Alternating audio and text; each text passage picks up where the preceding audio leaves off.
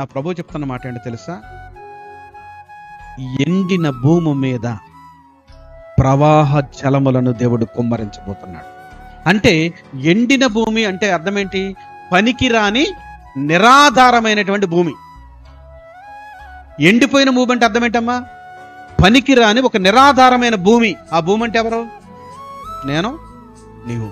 ఒకవేళ ఆ ఎండిపోయిన ఆ క్రాక్స్ వచ్చినటువంటి నేల మీద ఆయన ప్రవాహ జలాలు కుమ్మరిస్తే, వీళ్ళమ్మ ఇటు చూడు తల్లి, ఆయన ప్రవాహ జలాలు కుమ్మరిస్తే ఆ నేల మెత్తబడుతుంది.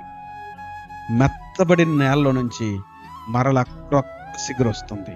ఆ క్రొత్త సిగురు మహావృక్షమై శ్రేష్టమైనటువంటి ఫలం ఫలిస్తుంది. అది దేవుని ఉద్దేశం. అర్థమైందా?